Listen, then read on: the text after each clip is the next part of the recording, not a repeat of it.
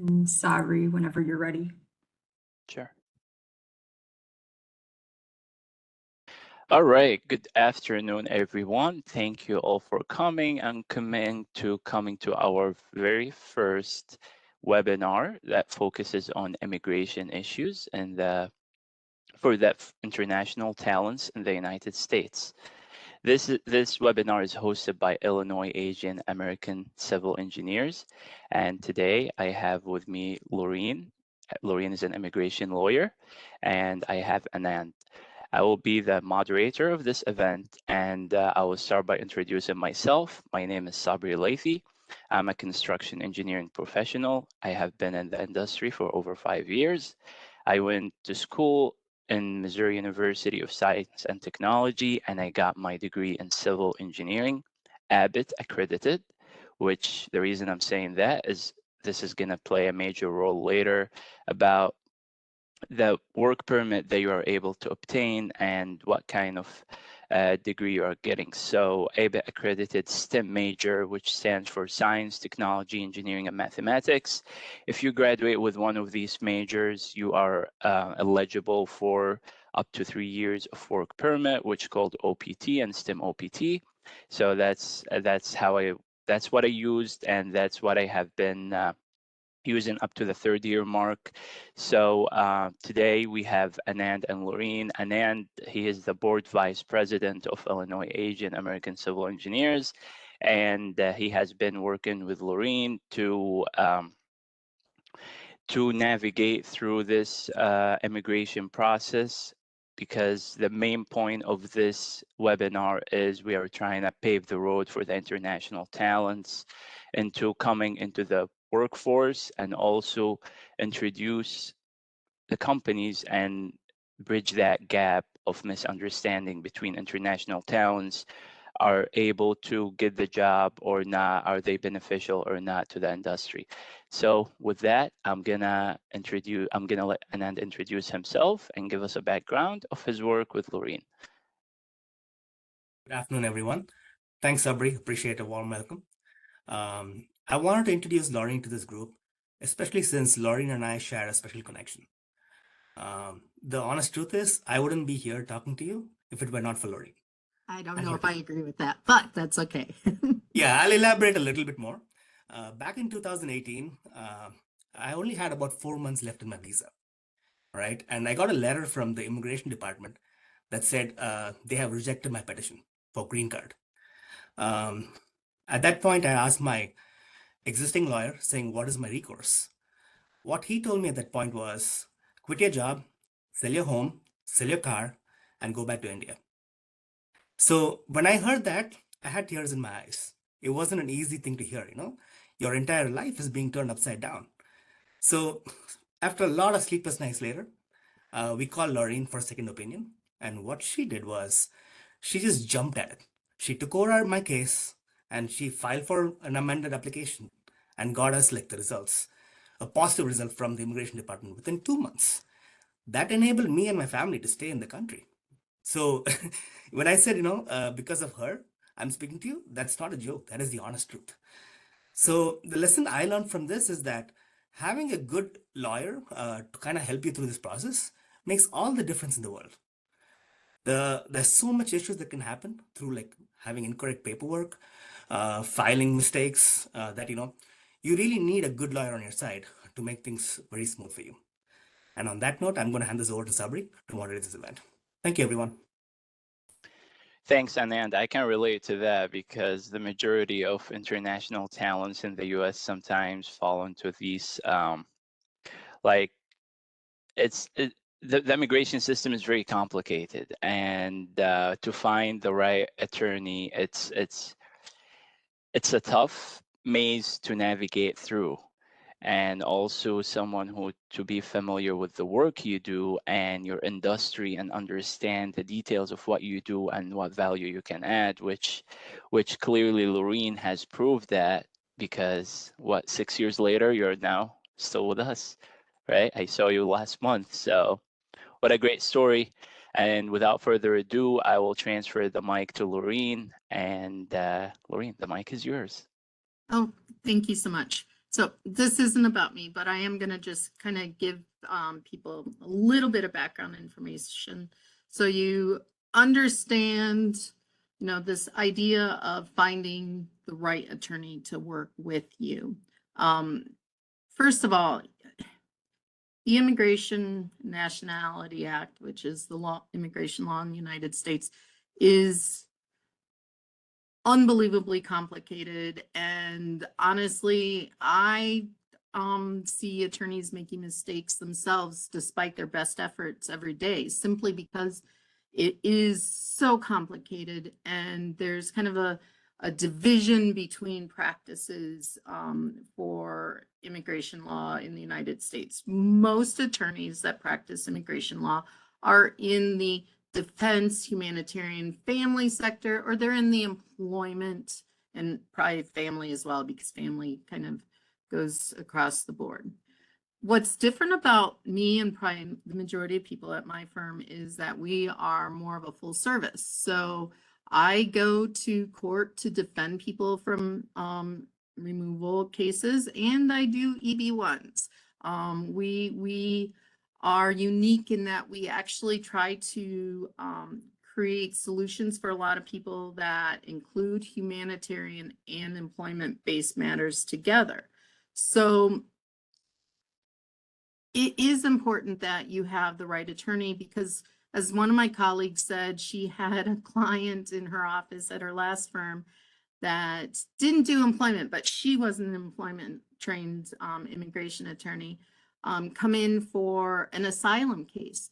And she said there she was sitting and looking at an incredible O-1 and national interest waiver case.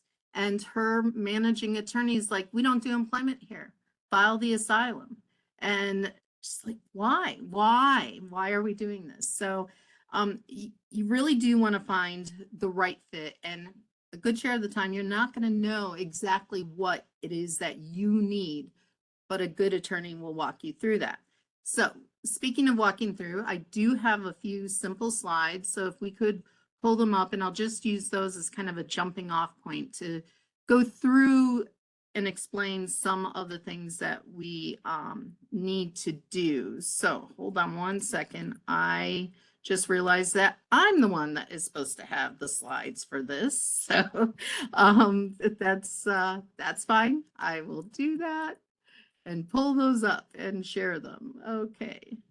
So in the meantime, as I was saying, the purpose of the slides is to demonstrate that oh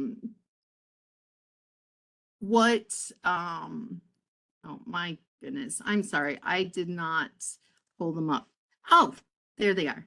Awesome, thank you. So let's get past me. That's fine. Okay, so the purpose of the slides is kind of to go through the life cycle of what it is for anyone that is a foreign national that is going through this process. So you'll see that in this first slide, I just kind of went through the variations of the visa options themselves. These are the non-immigrant visas. I would imagine the vast majority of you are starting in on your F1, and then you are going to, maybe you did some CPT well as an undergraduate or a graduate student, and then you're going to your OPT. And in this particular group, obviously STEM OPT. So you're doing the after graduation training through this process. Simultaneously, a good share of you, I'm going to assume once again, are looking for that H-1B employer. So the first thing that you're probably doing with your employer is, your STEM employer is saying, I need an H-1B. And that is generally the roadmap that the vast majority of you think that you have to do, and likely it's very possible you do have to do it. But there can be, other options. As an example, the J training visa doesn't work for everyone. There's timing issues. There's issues of, how long did you work in your home country before coming here for studies? Are you going to qualify for a J? But there are companies out there, especially in the engineering field, that do offer J training programs. Architects often will utilize J training programs because it takes so long before you can actually sit for your licensing. You have to, you have to work with a licensed architect and bring your hours up that are required before you can sit for the licensing. Doctors obviously use J visas. That's the type of visa that they're on when they're in their residency program. So J's are an option that is different than the H-1B. So something to explore. Here's one that nobody likes to hear about because it kind of goes away from their idea for their career. But I like people to keep it in mind because, H-1B, we've got that cap, right? 65,000 if you're undergrad, 20 if you're a graduate student. And I will also say, folks, don't abuse the H-1B lottery system. It's getting tougher, and you are all people that understand data and statistics and everything else, and having, 2 registrations versus that 1 real registration is probably not going to help you that much. Okay. So we are seeing audits for people that got multiple registrations last year. It's starting to happen, and USCIS is looking to fix that too. So, but going back to what I was saying about the L-1A/B option is there's nothing wrong with taking a year away from the United States. Okay. Heard London is great fun to live in. Canada, whatever, going home to your home country for a year if the company can employ you. Now, that's not a remote position. It does have to be a location where the company operates, because one of the rules is that even though you left, there's still an entity there. Okay. This is a cross-national, type of transfer.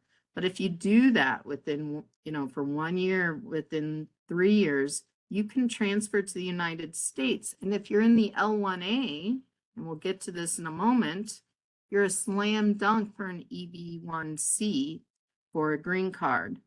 You don't have to worry about proving those, high criteria requirements then. So taking a year for your career development outside of the United States can pay off big time on when you get to transfer back. O-1 visa petitions. This is one of my, favorite areas, because I really like to see the vast majority of people go from O-1 visa before they do the EB-1A. Okay. So in other words, the criteria is very similar, not quite as bad as the EB-1, but very similar. And because of the fact that the criteria is similar, we have arguments, especially if we have to get into federal litigation or anything else, that says, hey, look, USCIS, you already found these things about me. You approved my O-1. And now you're backtracking and saying, I'm not good enough. What happened to that other decision?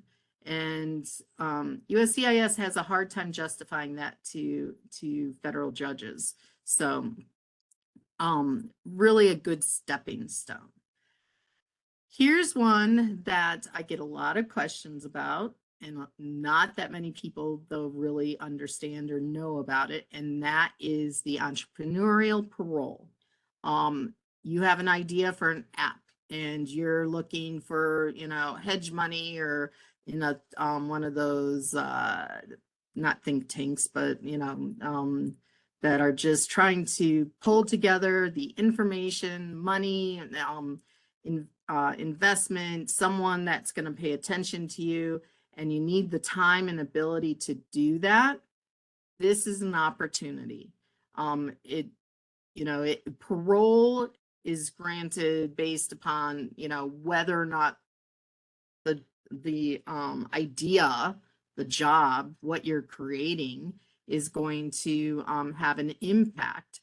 But parole, the term itself, you'll hear it throughout immigration, and it's not a visa status. It's different.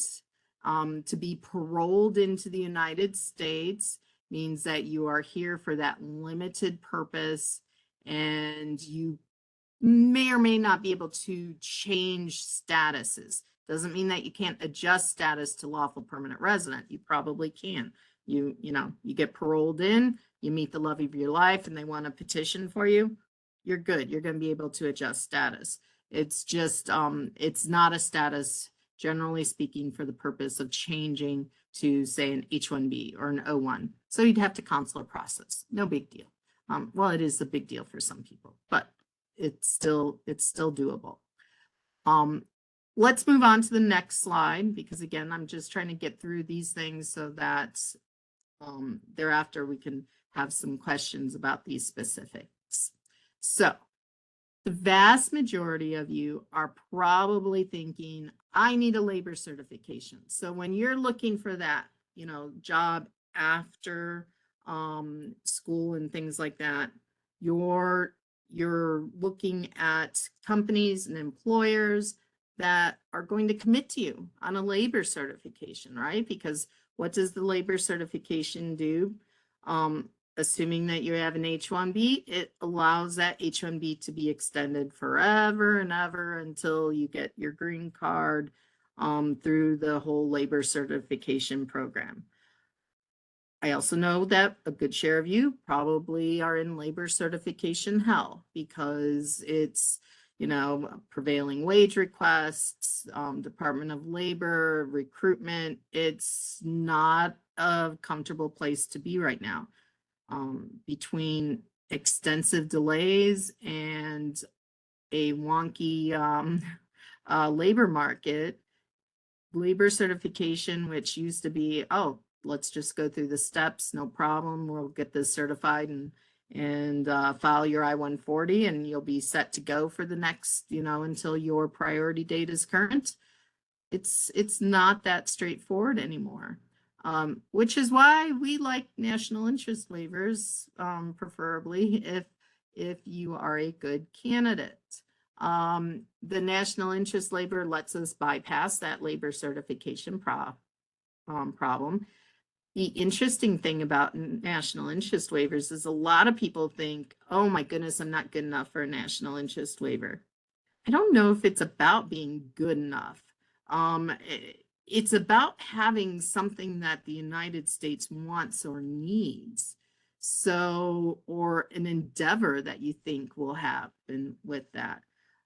I'm talking to engineers. Well, let's say that your focus is on doing things with clean energy, leads, all of that. I'm going to probably say something that makes no sense in the engineering world.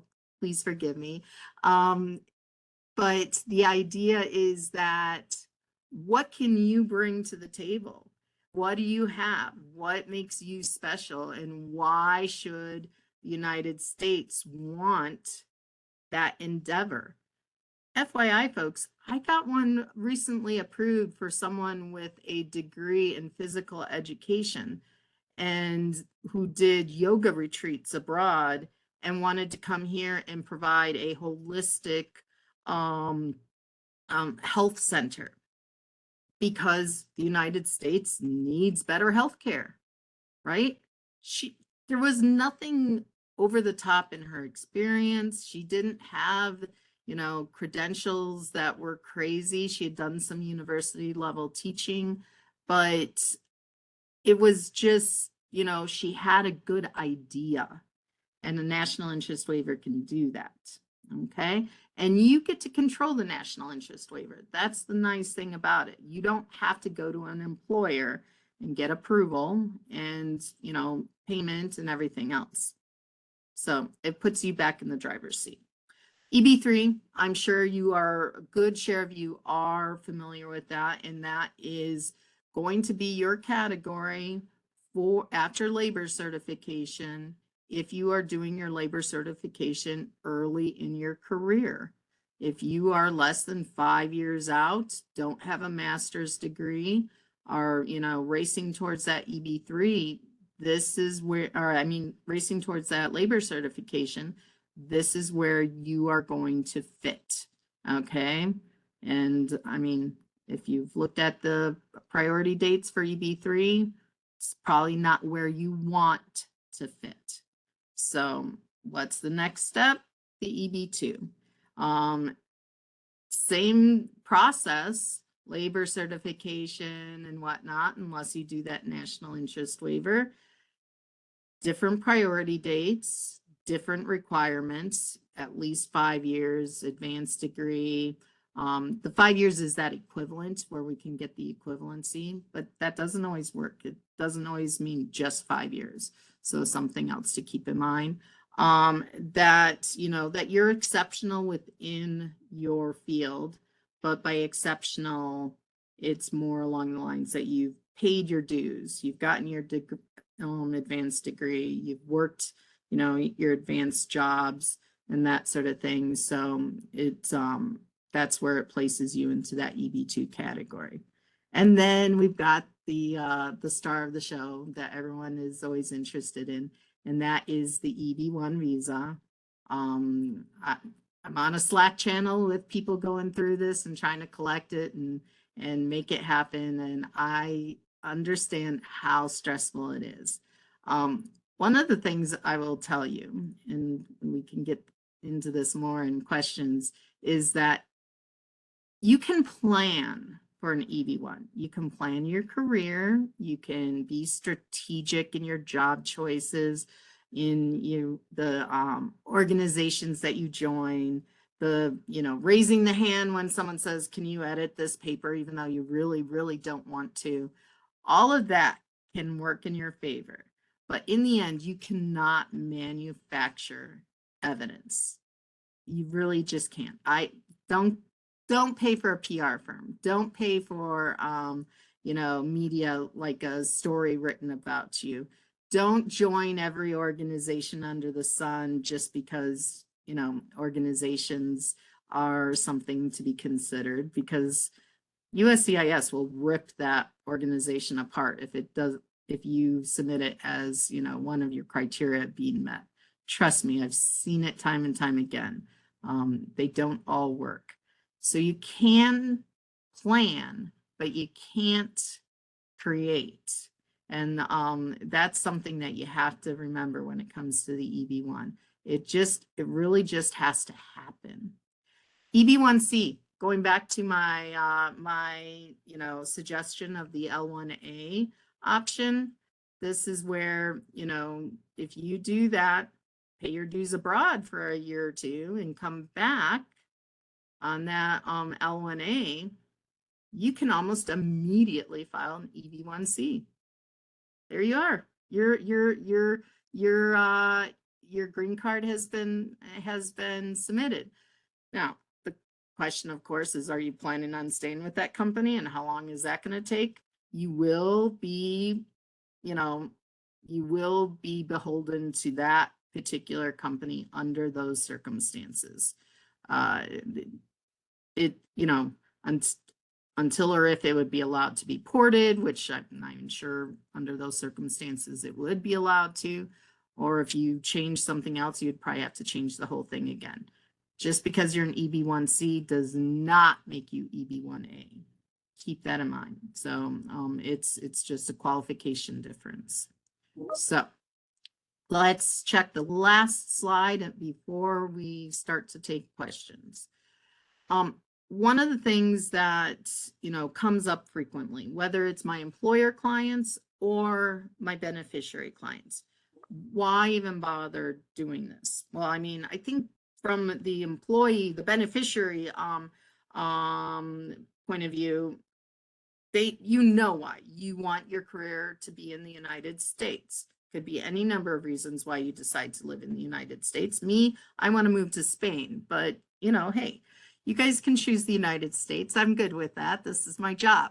But why does a company care, especially in this world of, you know, easily remote work and things of that nature? first and foremost, I will say that hiring remote workers, especially in countries where you have the type of skill set that you want, does not always save you money. People seem to have this idea that it immediately saves you money.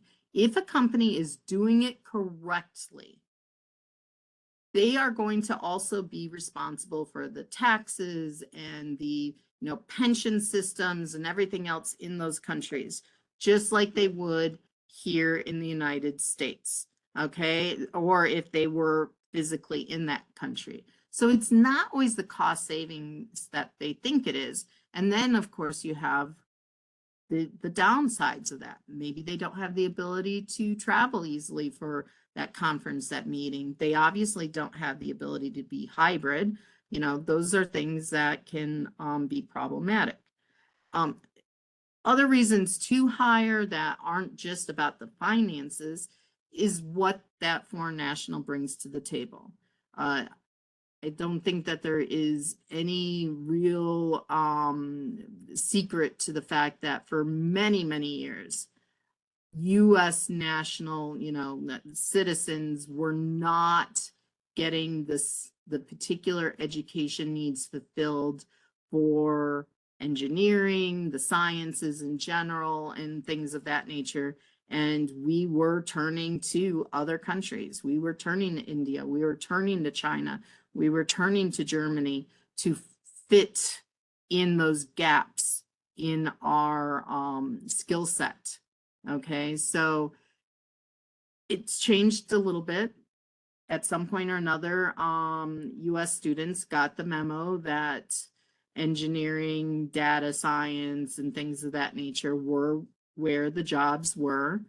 So the opportunities for foreign nationals may not be as robust as it once was, but they're still bringing a skill set that I think is more necessary than what it used to be. And that is, that cultural diversity, the language skills, the global market insights. If you are a data scientist doing, social media marketing, and you want to market to a certain, segment of society or a country or anything like that, you can't just study that. You have to understand it from a deeper perspective. And that's where, foreign nationals will certainly fill that need for companies with the, the language and everything else that goes along with it. I tossed up a few statistics here just because I think that we, whether we're the employer side or the beneficiary side, we need to understand the type of market that we're looking at and the reason why, despite perhaps costs and, having to have the knowledge about the requirements for employing foreign nationals, is that there is a need and companies really do want this. So these statistics mostly come from SHRM. That's the Society for HR Managers. They're a little bit older than what I wanted. I would have liked them newer, but big studies are only done every once in a while. So 74% of employers at that time reported that obtaining visas quickly and efficiently are essential to their business. Guess what? We've only had more delays and we are only getting more global, and employers are only wanting more efficient options. Efficiency is not USCIS's best quality, and Congress is at a stalemate when it comes to increasing, or doing anything efficient when it comes to the immigration issues. So that has grown since the statistic, but I just didn't know what it was. So 63% of employers find visa processing times unreasonable. Yep. But that's where that premium processing comes in. Little unknown fact by a lot of people, even though H-1B fees should be paid for by your employer, with limited exceptions that have to be addressed by your attorney or should be. Premium processing fees do not. That is the one thing that you yourself can control and pay for, and it may behoove you in many instances to pay for it. I tell my clients when it's not worth it. I just, save your money until I tell you it's time to pay for it. And there could be those times. So over 70% of employers report that they have difficulty in finding new employees. I think that number is likely low at the moment. We are in a very strange labor market. It's, when I help my clients do recruitment, I can get 100 resumes for one job type, and then we post it again a couple weeks later, maybe change a couple of words and get no resumes. I mean, it's a very, very strange time. And I know that in the tech industry and engineering and various things, it's even more volatile. But employers are still finding difficulty in pursuing niche type hiring. And I will say, one of the nice things when you're doing recruitment for perm and or labor certifications is that if you have a niche, if you have a special quality, software, whatever it is, that's something that will distinguish you from U.S. or lawful permanent residents, U.S. citizens or lawful permanent residents that may allow the company to continue with your labor certification, whereas maybe they wouldn't be able to otherwise. Okay. Can't tailor a job to someone, but we can, if the job requires that niche, we can highlight that as a main purpose of the job. Language will never come into play, by the way, folks. Don't even suggest it that, oh, but I speak, XYZ language, let's put that in there.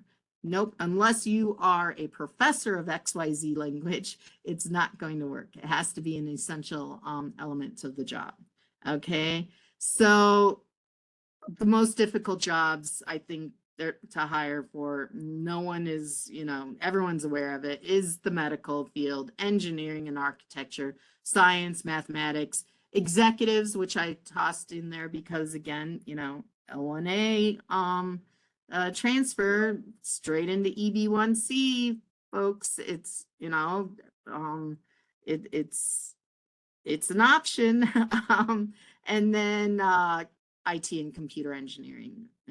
So now here's something that I wanted to point out, and I don't mean it to scare anyone, and that is that the life spent for fees in non-immigrant status is probably going to be about $35,000. That's on average, okay? But that is over the course of many years. And when you consider what the value of a green card brings you and maintaining status and doing everything that is necessary to commit to this and the investment in your career, I personally think that it's a very low number. Okay. I mean, that is probably less than what you spent for 1 year of study in the United States. Think about that when you put it into that kind of perspective. 1 year of tuition and housing, and maybe it's just tuition, is about the same amount that you're paying for your fees to USCIS. And the value of what they're giving to you is worth that much and more. So, it seems like a shocking number at first, but in reality, I don't think it's shocking at all. And I think that when you consider, benefits, for instance, that a company might offer, and if there's, someone here that's on the HR side or something, and you're thinking, oh my gosh, it would be a great idea if we could tap into the foreign labor market and foreign national graduates in the United States, but how do I sell that to my company for the purpose of costs? And I would tell you that you are getting an excellent deal, that you are getting an employee that is less likely to jump around than what a U.S. citizen, lawful permanent resident employee would, that you have an employee that is looking to increase their skills consistently across the board. You know, they're refreshing, they're maintaining and things like that because it's a part of their whole strategy for staying in the United States and being competitive and, you know, focusing on their career. Employers shouldn't be afraid of the visa process. That's what I'm here for. You know, that's what the go-betweens are here for. What they should focus on is creating a process, an internal process for the purpose of, okay, when do we hire someone that's on OPT? When do we offer, H-1B? When do we commit to a labor certification? And putting those into actual processes that work not just for the employees, but for the company itself.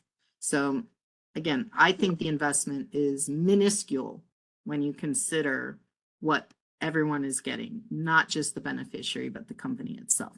So that's my about 20 minutes, maybe a little bit longer. I think we should probably get into some questions if Sabri wants to, you know, take over. Thanks, Laureen. That was very insightful. Yeah, Oh, I've been in let's this hope so. process. Yeah, I've been in this process, and I just heard some stuff for the first time from you. So, yeah, thank you.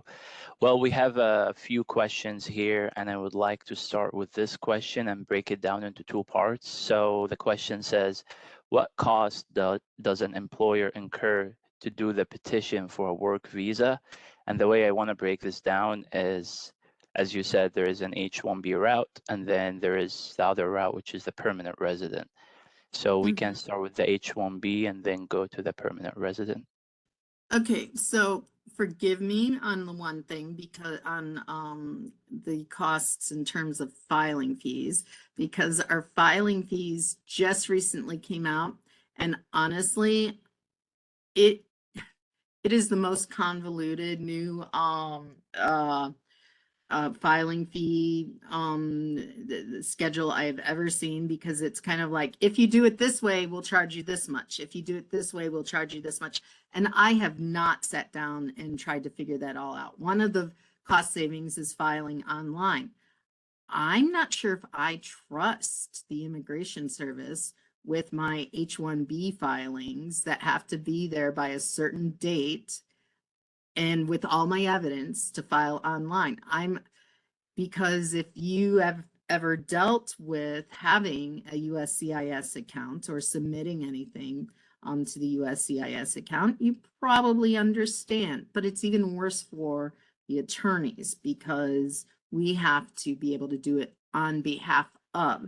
So, generally speaking, I would say that you're probably looking at an investment of an initial H-1B hire of a little over $5,000, maybe a little bit less, but that is a good ballpark figure for that purpose. STEM, it's nothing. I mean, it's just, you know, hire them. I mean, go for it. I mean, fill out your I-9 and or W-2 and yeah, I-9. Do the I-9s, please, and do them properly. Just hire. There's nothing there that you have to do in terms of hiring that person.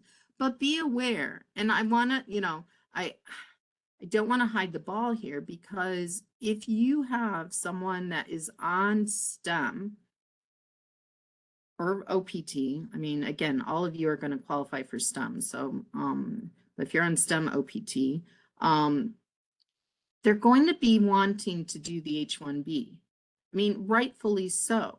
And honestly, they're going to want to do it as soon as that first spring hits after you've hired them. Keep that in mind, that if that's not the company's policy or process or what they're, you know, considering, if they're not even going to consider petitioning for that person. Be upfront with them.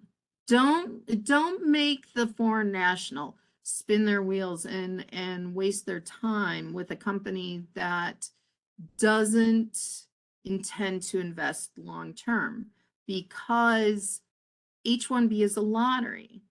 You know, if you don't get chosen in that first year, you're going to the second year. And if you don't get chosen the second year, you have one more chance, right? And if they come to me, we're going to be working on things where we don't have to rely on the H-1B lottery. Trust me, you know, any and every other option imaginable. But it's not fair to your hires if you don't believe you're going to have a process here if their intention is a green card. So everyone should be on the same page. Doesn't mean that they're not going to take the job. They need a job. They can't stay in the United States without, you know, a job on OPT. You can't just hang out in your living room, you know, on OPT. You have to work. But the idea is that if you hire someone without the intention of ever even considering long-term options for them, let them know so that they can continue to look and work on, you know, what other options they have. It may be graduate school, it may be, you know, an entrepreneurial parole, it may be a national interest waiver, but they need to know because they need that time frame. They need to be able to plan and strategize. Labor certifications are more. Labor certifications are going to require a number of steps. And I tell people in general, you're probably looking at around a $10,000 investment to get a green card through a labor certification, and maybe upwards of that, depending upon certain aspects of it. Okay, are we doing premium processing? Are there more family members involved? How much was the recruitment costs? Some companies have recruitment available to them, you know, in their internal systems. It's not going to be recruitment for perm because perm requires you to put it in a newspaper. I have no idea who's looking at newspapers for to find a job, but because of the fact that, once again, no one can decide on anything when it comes to immigration, you know, regulations or law, we're still advertising in newspapers. I can open up the, you know, the Chicago Sun-Times and point out to you every job that is solely for the purpose of perm, because I can read it like a book. But those can be expensive. Newspapers, they've got you there. They know why you're doing it. So they're charging a pretty penny for that, but you have to do it. So it's part of the steps. So recruitment can be costly. I work really hard to make it not so costly. And but we also don't want to, there's certain aspects to it that we don't want to always do, but you really should recruit just like you would for any other job. So so there's the cost there, and then there's filing fees, of course, once you get to the Immigration Service. Believe it or not, the Department of Labor charges nothing. That is a beautiful thing. They do this service for you for free. So it's just, you know, people like me that's going to charge you, and the newspapers. And then, of course, the Immigration Service. So at least a $10,000 investment in a green card through the labor certification process. Thank you for answering that question. And actually, that rings a bell for me.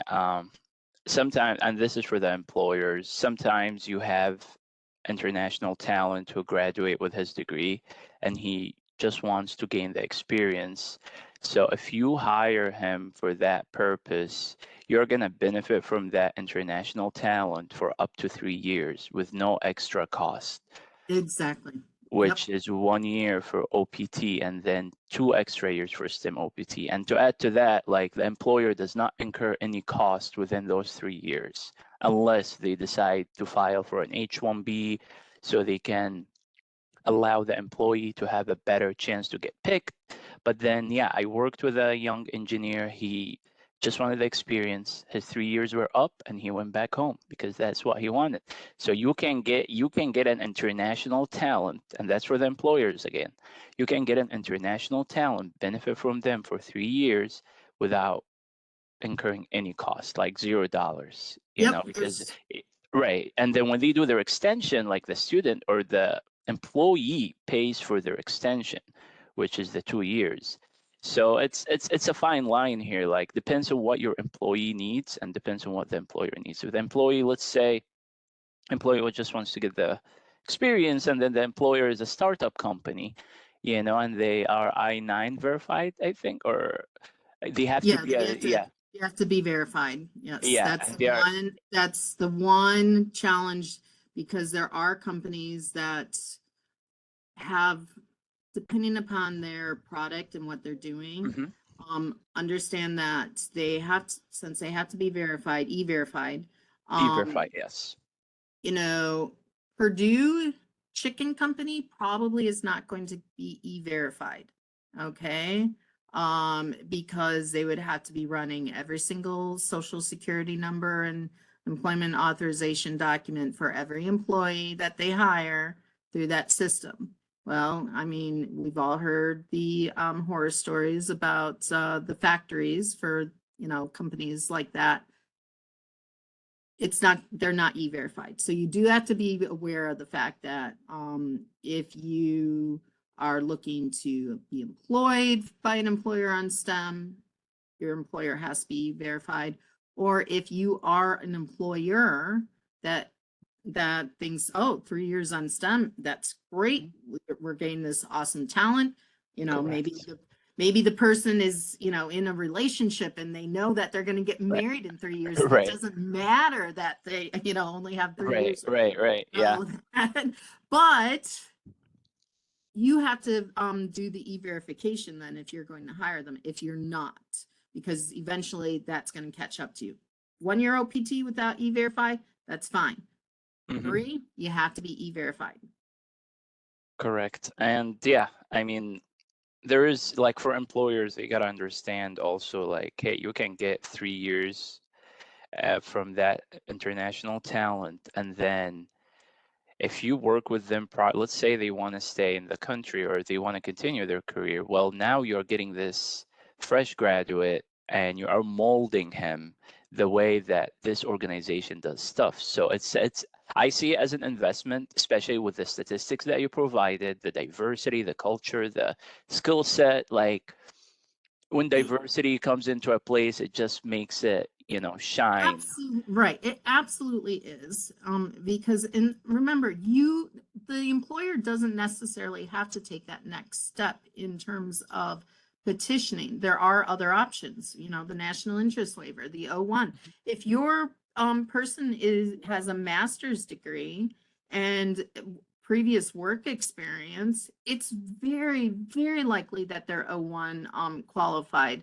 And I would recommend an O-1 versus an H-1B in that scenario, which is a lot easier because you don't have to worry about the lottery, right?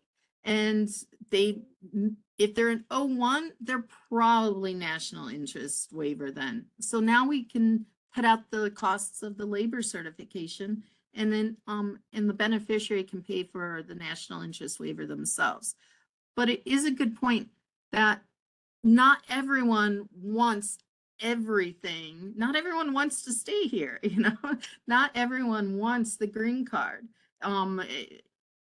My only issue, or it's not even an issue, my only suggestion is be upfront about the policies. Now, some employers are thinking, well, but we need to check this person out. We need to work with them. We need to decide. That's fine. Of course, it's always at will employment. That's going to be true with any employee, right? That, are we going to keep them? Are we going to promote them? Are we going to, utilize their services for the long haul? And that is a part of your HR practice. If you're going to hire foreign nationals, make this also a part of your practice. Have a process and a policy in place.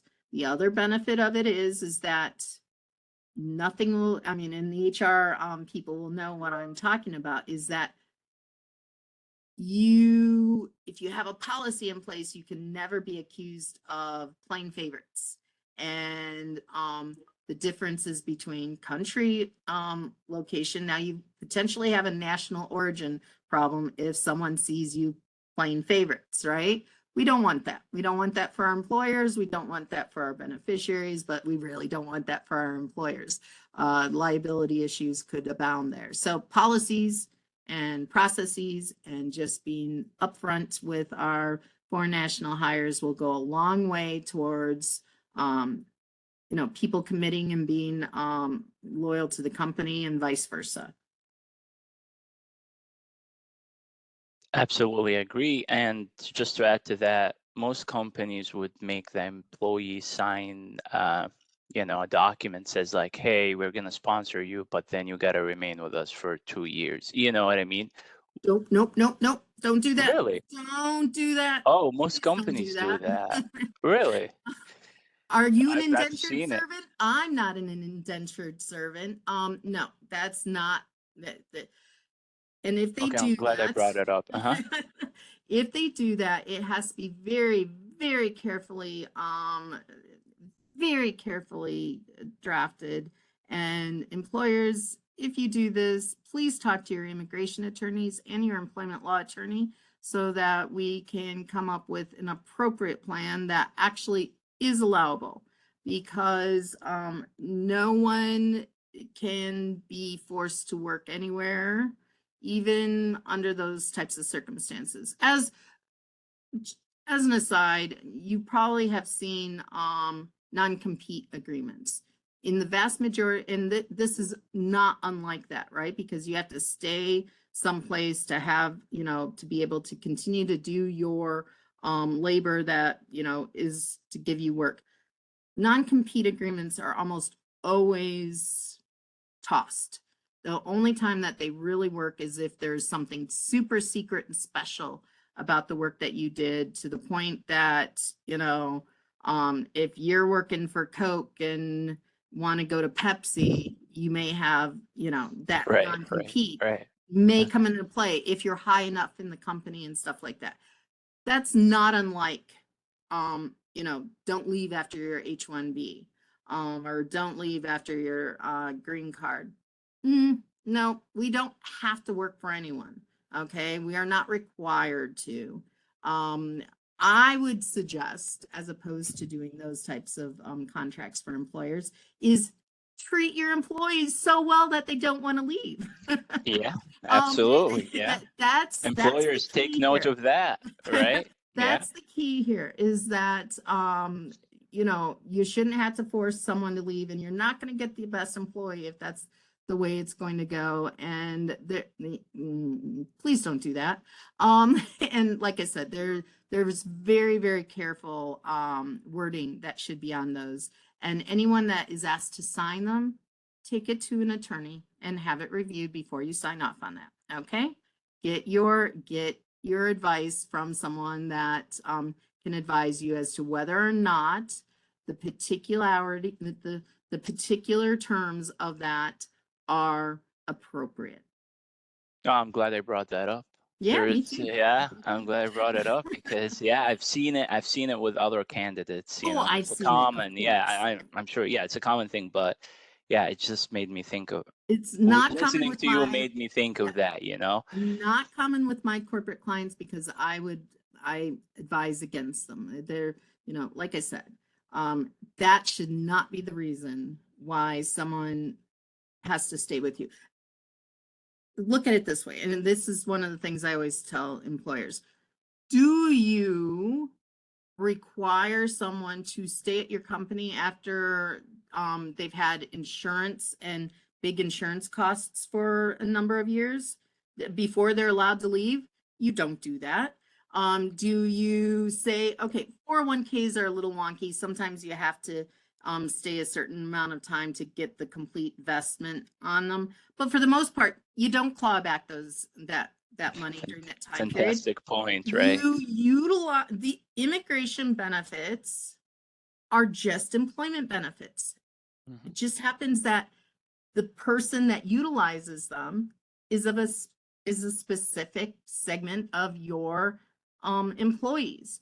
Just like I am never going to utilize the lawyer benefit that some employers offer, right? I'm not going to pay for that lawyer, legal shield, $10 a month benefit. I don't need it. You're still offering it to everyone. You're not, and if they use it, you're not going to say, hey, by the way, you owe us this amount of money because you used that Right. service, and we had to, pay extra that year because you used that service, or you have to stay longer and work with us. No, we don't do that.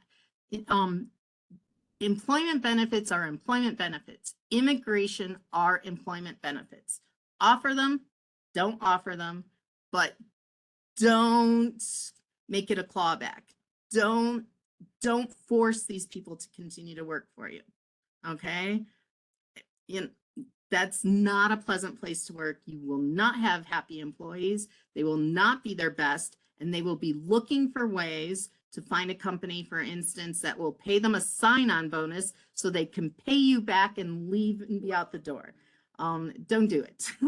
So.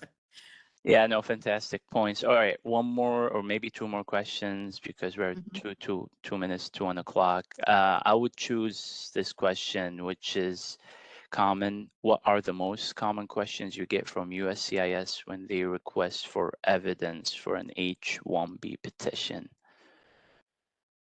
Maintenance of status, that's one of them. So, and maintenance of status can mean all the different kinds of things, especially when we're dealing with students. Sometimes you took a semester off and different things.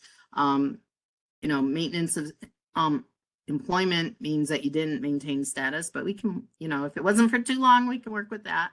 So those are a big deal. Sometimes though, just is this specialized labor? You folks don't really have to worry about that. Although a few years ago, I had an engineering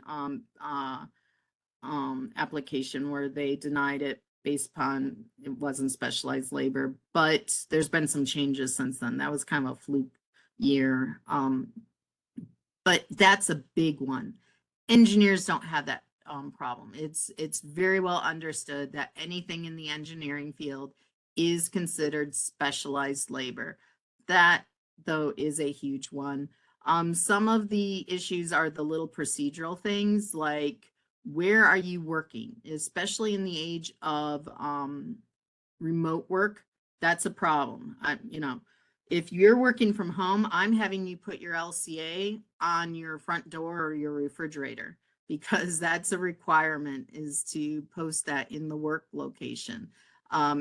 Tell your employers if you move, if you are on a H-1B and you decide to move from, I'll use my example, Chicago to Milwaukee, but you still have the same job and everything, tell the employer, because that means we have to file a new LCA. So those, and that can come up in subsequent RFEs in the future, because where is the employee actually working? What metropolitan area for the purpose of salary requirements are they in?